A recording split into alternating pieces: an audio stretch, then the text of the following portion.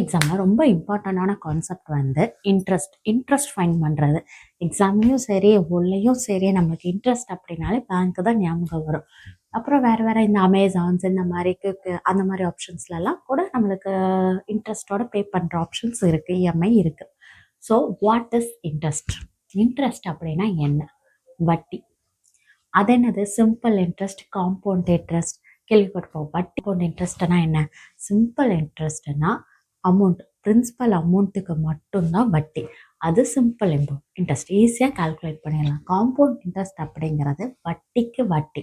Principal amount வந்து இப்போ ஒரு 5000 ரூபாய் இருந்ததுன்னா ஒரு 1000 ரூபாய் வட்டி வருது அப்படின்னா அடுத்த வருஷத்துக்கு இன்ட்ரெஸ்ட் சேர்க்குறப்ப 5000 + 6000, 1000 ரூபா சேர்த்து 6000 ரூபாய்க்கு வந்து இன்ட்ரெஸ்ட் கண்டுபிடிப்போம்.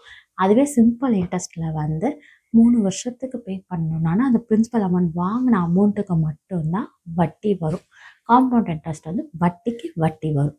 ஸோ காம்பவுண்ட் இன்ட்ரெஸ்ட் கால்குலேஷனும் கொஞ்சம் டிஃபிகல்ட்டாக இருக்கும், வட்டியும் அதிகமாக இருக்கும்.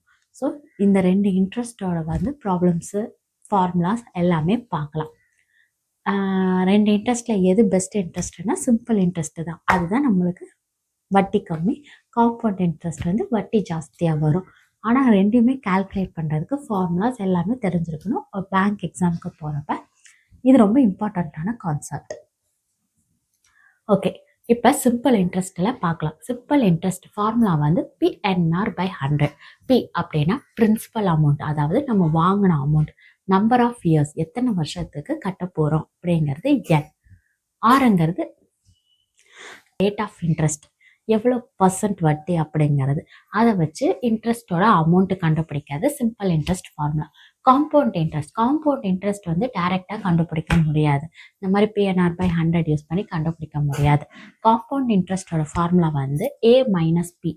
Pங்கிறது பிரின்சிபல் அமௌண்ட்டு, ஏங்கிறது அமௌண்ட் அப்படிங்கிறது இப்போ இயர்லி இன்க்ரீஸ் ஆகும்ல வட்டி. இப்போ ஒரு வருஷத்துக்கு இருந்ததோட அடுத்த வருஷத்துக்கு ஆட் பண்ணி தான் அமௌண்ட் வரும். ஸோ அந்த அமௌண்ட்டை நம்ம கால்குலேட் பண்ணிக்கலாம். அந்த அமௌண்ட் கால்குலேட் பண்ணுறதுக்கு 1 + R/100 Pங்கிறது பிரின்சிபல், Rங்கிறது ரேட் ஆஃப் இன்ட்ரெஸ்ட், Nங்கிறது நம்பர் ஆஃப் இயர்ஸ். இந்த ஃபார்முலாஸ் யூஸ் பண்ணி நம்ம சிம்பிள் இன்ட்ரெஸ்ட்டும் காம்பவுண்ட் இன்ட்ரெஸ்ட்டும் கண்டுபிடிச்சிடலாம். ப்ரீவியஸ் இயர் கொஷின் பேப்பர்ஸில் கேட்ட பேங்க் கொஸ்டின் எக்ஸாம்ஸ்க்கு ப்ரீவியஸ் இயரில் கேட்ட கொஷின்ஸை வந்து பேசிக்காக சால்வ் பண்ணி பார்க்கலாம். 7200 in 2 years. 2 இயர்ஸில் வந்து 7200 ரூபா கட்டியிருக்கிறோம். சிம்பிள் இன்ட்ரெஸ்ட் ரேட்டு வந்து 10%ல் பிரின்சிபல் அமௌண்ட் வந்து கேட்டிருக்காங்க. அதாவது A = simple interest plus principal amount வந்து சிம்பிள் இன்ட்ரெஸ்ட்டும் ப்ளஸ் பிரின்சிபலும் சேர்த்துச்சுன்னா அமௌண்ட்டு நம்ம எவ்வளோ அமௌண்ட்டு கட்டியிருக்கோம் அப்படிங்கிறது வந்து பிரின்சிபல் அமௌண்ட்டையும் இன்ட்ரெஸ்ட்டையும் சேர்த்துனா தான் நம்ம கடைசியில் எவ்வளோ கட்டியிருக்கோம்னு சொல்ல முடியும்.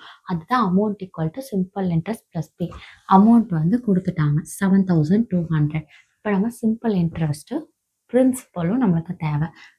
பிரின்சிபல் தான் கண்டுபிடிக்க சொல்லியிருக்காங்க. ஃபைண்ட் பிரின்சிபல் அப்படிங்கிறத கண்டுபிடிக்க சொல்லியிருக்காங்க. ஸோ நம்ம சிம்பிள் இன்ட்ரெஸ்ட்டுக்கு ஃபார்முலா தெரியும், PNR/100. இங்கே P வந்து நம்மளுக்கு கொடுக்கல. நம்பர் ஆஃப் இயர்ஸ் வந்து 2 கொடுத்துட்டாங்க. ரேட் ஆஃப் இன்ட்ரெஸ்ட் வந்து 10 கொடுத்துட்டாங்க. கேன்சல் ஆயிரும். 1 to 5. அப்போ சிம்பிள் இன்ட்ரெஸ்ட் வந்து P/5 நம்மளுக்கு தெரிஞ்சிருச்சு. இப்போ இதில் அமௌண்ட்டு நம்மளுக்கு கொஷினில் கொடுத்துட்டாங்க 7200 = சிம்பிள் இன்ட்ரெஸ்ட் நம்மளுக்கு கிடைச்சது வந்து P/5, பிரின்சிபல் அமௌண்ட்டும் தெரியாது. அப்போ இதுக்கு LCM எடுத்தோம்னா P + 5P + 5, அப்போ 6/5Pன்னு கிடைக்கும். 7200 into 6/5 அந்த பக்கம் போச்சுன்னா 5/6. பிரின்சிபல் அமௌண்ட் வந்து நம்ம கால்குலேட் பண்ணிடலாம். 1666, 1666, 6 2s are 12, 12 × 5 வந்து 60, 2 0 இருக்குது. ஸோ பிரின்சிபல் அமௌண்ட்டோட வேல்யூ வந்து 6000. நம்ம அமௌண்ட்டு கட்டினது 7200. அப்போ இன்ட்ரெஸ்ட் வந்து 1200 கிடச்சிரும். ஸோ நம்மளுக்கு பிரின்சிபல் கேட்டிருக்காங்க. அப்போ பிரின்சிபலோட ஆன்சர் வந்து 6000 rupees அப்படிங்கிறது. இந்த மாதிரி ப்ராப்ளம் சால்வ் பண்ணிக்கலாம். நெக்ஸ்ட் ப்ராப்ளம் பார்க்கலாம். Next problem, find compound interest. 10,000 rupeesக்கு வந்து காம்பவுண்ட் இன்ட்ரெஸ்ட் கண்டுபிடிக்கணும். ரேட் ஆஃப் இன்ட்ரெஸ்ட் என்ன, நம்பர் ஆஃப் இயர்ஸ் வந்து 2. காம்பவுண்ட் இன்ட்ரெஸ்ட் வந்து ஏ மைனஸ் பி. ஏவோட வேல்யூ வந்து R/100 into number of years. இங்கே பிரின்சிபல் அமௌண்ட் வந்து கொடுத்துட்டாங்க 10,000. 1 ப்ளஸ் ரேட் ஆஃப் இன்ட்ரெஸ்ட் வந்து கொடுத்துட்டாங்க 10/100. நம்பர் ஆஃப் இயர்ஸ் கொடுத்துட்டாங்க 2. இப்போ இதை சிம்பிளிஃபை பண்ணி போடணும். 10,000 இதை எப்படி சிம்பிளிஃபை பண்ணலாம், என்னடா கஜன்னு இருக்குது அந்த மாதிரி இருக்கும். ஆனால் சிம்பிளிஃபிகேஷன் வந்து ரொம்ப ஈஸி தான். இதுக்கு எல்சிஎம் கிராஸ் மல்டிபிள் பண்ணால் 100 + 10 110 டிவைடட் பை 100 ஹோல் ஸ்கொயர்னு வந்துடும். அப்போ 10,000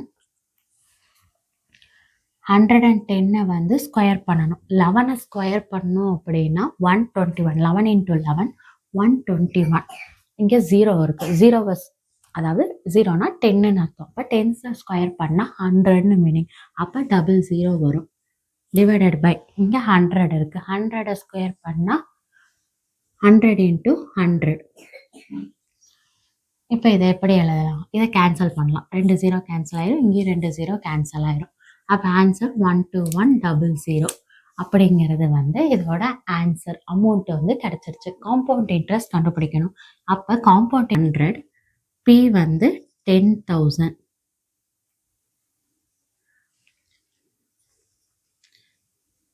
இதை சப்ராக்ட் பண்ணோம்னா 2100 rupees அப்படிங்கிறது காம்பவுண்ட் இன்ட்ரெஸ்டோட ஆன்சர். இதோட ஆன்சர் சால்வ் பண்ணிட்டோம். நெக்ஸ்ட் ப்ராப்ளம் பார்க்கலாம்.